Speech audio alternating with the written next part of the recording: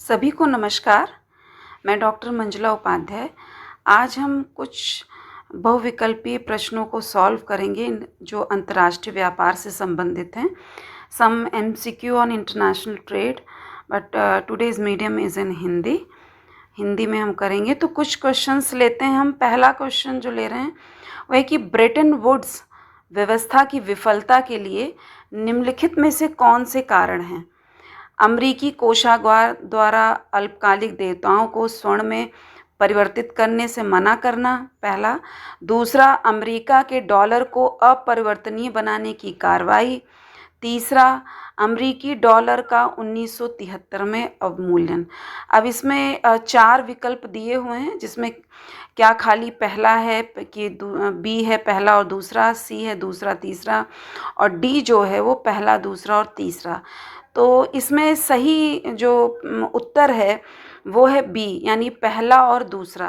यानी कि Bretton Woods जो विफल हुआ उसका मुख्य कारण ये था कि अमेरिकी कोषागार द्वारा अल्पकालिक देयताओं को स्वर्ण में परिवर्तित करने से मना करना, मतलब जो शॉर्ट टर्म लायबिलिटीज़ होती हैं उनको जो है गोल्ड में परिवर्तित करने से मना कर दिया था।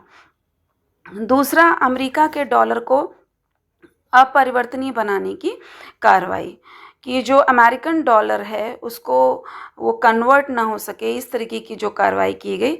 तो इन दोनों वजहों से ब्रेटन वुड्स व्यवस्था जो है वो विफल हुई।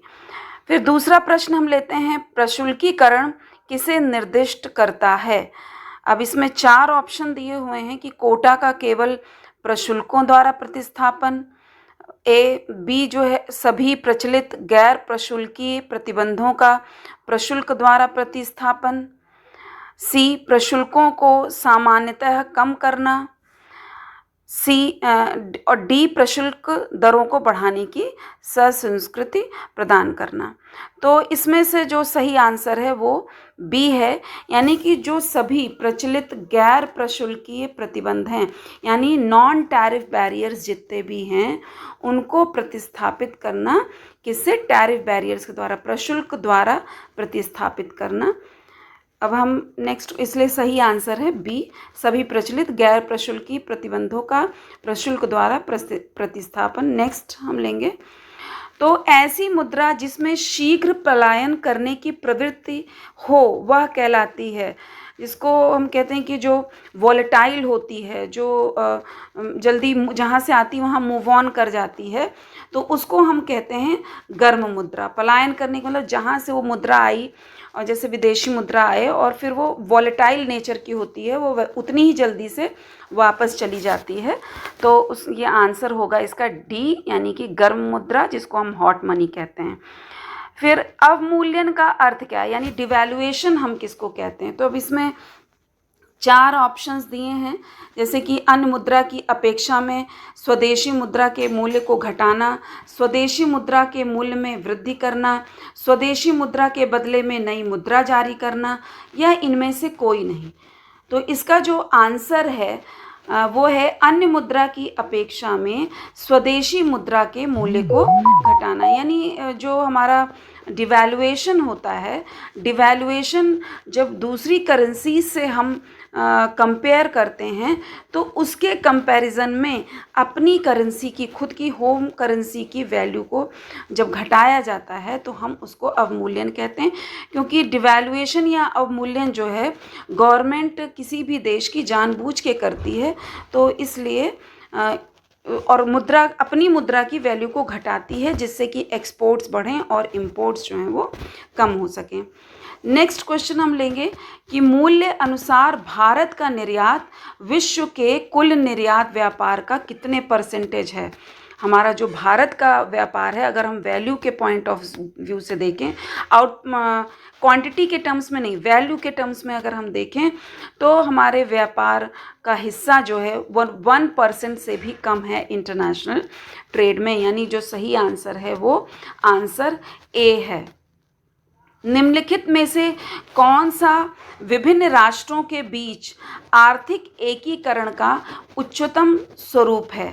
तो इसमें सीमा शुल्क संघ होगा कि मुक्त व्यापार क्षेत्र होगा कि आर्थिक संघ होगा यानी इकोनॉमिक यूनियन होगा या साझा बाजार होगा जहाँ पे शेयरिंग मार्केट होती हैं, जहाँ कॉमन मार्केट जिसको आप कहते हैं, या मुक्त व्यापार क्षेत्र यानी फ्री ट्रेड एरिया होता है, या सीमा शुल्क संघ यानी कि जो ड्यूटी लगती है उसमें कुछ कंट्रीज़ मिलके अगर उन्होंने यूनियन बना रखी है। तो इसमें से कौन सा विभिन्न राष्ट्रों के बीच आर्थिक एकीकरण का उच्चतम स्वरूप है, यानी इकोनॉमिक इंटीग्रेशन का कौन सा सबसे अच्छा स्वरूप वो है माना जाएगा, तो वो है इकोनॉमिक यूनियन यानी आर्थिक संघ। नेक्स्ट, मार्शल लर्नर दशा यह बतलाती है कि विदेशी मुद्रा बाजार स्थिर रहेगा यदि आयातों के मांग की कीमत लोचों और निर्यात के मांग की कीमत लोचों का योग कितना हो। यानी जो मार्शल लर्नर कंडीशन है उसमें अगर हम विदेशी मुद्रा मार्केट, फॉरेन एक्सचेंज मार्केट हम देख रहे हैं तो वो कब स्थिर रहेगी, मतलब उसमें जब स्टेबिलिटी कब रहेगी, तो ये तभी होगा जो इम्पोर्ट्स की इलास्टिसिटी ऑफ डिमांड है उनकी प्राइसेस की, और जो एक्सपोर्ट्स की इलास्टिसिटी ऑफ डिमांड है उसके लोच की, उन दोनों का योग जो है अगर वो एक के बराबर है तो मतलब वो ऑप्टिमम कंडीशन वहाँ पे है कि वहाँ पर स्थिरता रहेगी विदेशी मुद्रा बाज़ार में। अगर इससे कम या ज़्यादा होता है तो विदेशी मुद्रा बाज़ार में अस्थिरता उत्पन्न हो सकती है। फिर नेक्स्ट क्वेश्चन, निम्नलिखित कथनों पर विचार कीजिए। नम्य विनिमय दर व्यवस्था में भुगतान संतुलन के असंतुलनों को पहला, विनिमय दरों में परिवर्तन लेकर सही किया जा सकता है। फिर दूसरा, मुद्रा और आरक्षित निधि के अंतर्राष्ट्रीय प्रवाह द्वारा सही किया जा सकता है। तो किससे ये ठीक किया जा सकता है, तो इसका आंसर होगा बी, यानी कि केवल दो, यानी सेकेंड वाला, कि पहला वाला नहीं कि विनिमय दरों में परिवर्तन लेकर सही किया जाए, यानी जो फॉरेन एक्सचेंज रेट है उसमें हम चेंजेस कर कर इसको नहीं सही कर सकते हैं, इसको हम मुद्रा और आरक्षित निधि के अंतर्राष्ट्रीय प्रभाव द्वारा ही सही किया जा सकता है। नेक्स्ट क्वेश्चन, निम्नलिखित में से कौन सा एक स्वर्णमान के अंतर्गत भुगतान संतुलन समायोजन तंत्र की व्याख्या करता है। तो इसमें जो है जो सही आंसर है वो धातु व कीमत तंत्र, जहाँ पे जो है इस आपका मेटल स्टैंडर्ड्स पे, जैसे गोल्ड है, सिल्वर है, तो ऐसे स्टैंडर्ड्स पे जब प्राइस डिटर्मिनेशन होता है तो वहाँ पर ऐसा हो सकता है कि स्वर्णमान के अंतर्गत भुगतान संतुलन समायोजन तंत्र की व्याख्या करता है।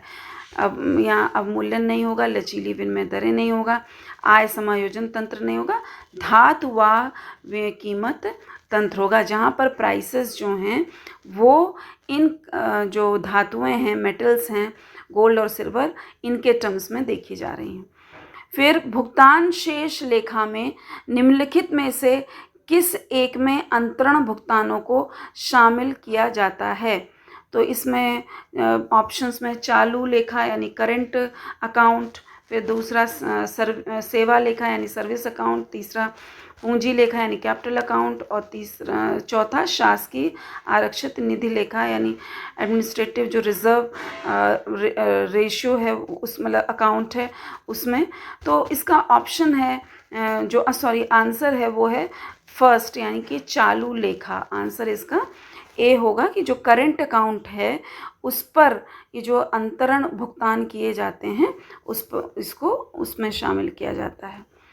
फिर निम्नलिखित में से कौन ब्याज समानता का निहितार्थ है। सभी देशों में ब्याज दरें सममूल्य पर हैं। विदेशी विनिमय बाजार में हाजिर दरों एवं वायदा दरों का संचलन समान होता है। या तीसरा, विदेशी मुद्रा जमाओं के संभाव धारक उन्हें सामान्यतः वांछनीय नहीं परिसंपत्ति के रूप में देखते हैं। एक दशा जो यह बताती है कि किन्हीं दो देशों की जमाओं पर प्रत्याशित प्रतिफल जब एक ही मुद्रा में मापे जाएं तो समान होते हैं। तो इसका जो आंसर है उसमें जो हम कह रहे हैं कि ब्याज समानता का से क्या हम कंक्लूड करते हैं, तो वो चौथा आंसर है कि एक दशा जो यह बताती है किन दो देशों की जमाओं पर प्रत्याशित प्रतिफल जब एक ही मुद्रा में मापे जाते हैं समान होता है। तो ये डी आंसर है इसका। फिर नेक्स्ट क्वेश्चन है 19वीं शताब्दी की स्वर्णमान व्यवस्था को निम्नलिखित में से कौन सा एक सर्वोत्कृष्ट वर्णित करता है, यानी जो सबसे अच्छे तरीके से डिफाइन करता हो, जो गोल्ड स्टैंडर्ड 19th सेंचुरी का था उसको। तो इसमें तृतीय विनिमय दरों वाले विनिमित व्यवस्था, स्थिर विनिमय दरों वाली स्वचल व्यवस्था, स्थिर विनिमय दरों वाली विनियमित व्यवस्था, तृतीय विनिमय दरों वाली स्वायत्त व्यवस्था। तो जो इसमें आंसर है वो है सी, यानी कि स्थिर विनिमय दरों वाली विनियमित व्यवस्था। नेक्स्ट क्वेश्चन है हमारा कि विश्व बैंक की विशेषताओं से संबंधित निम्नलिखित कथनों पर विचार कीजिए। तो पहला है बोर्ड ऑफ गवर्नेंस सर्वोच्च निकाय है। दूसरा है एक सदस्य देश के गवर्नर का मताधिकार तत्संबंधित देश के वित्तीय अंशदान से संबंधित होता है। और तीसरा, यह अपने सदस्यों को अल्पकालिक ऋण अपने अस्थायी भुगतान संतुलन के असंतुलनों को ठीक करने के लिए देता है। तो इनमें से कौन सा कथन सही है, कौन सा नहीं? तो पहला ऑप्शन है सिर्फ पहला वाला, दूसरा है 1 and 2 बोथ, तीसरा है दूसरा और तीसरा, चौथा है पहला, दूसरा और तीसरा। तो इसमें जो सही आंसर है वो है पहला और दूसरा, कि बोर्ड ऑफ गवर्नेंस जो है वो सर्वोच्च निकाय है, वही सारे डिसीजंस लेगा।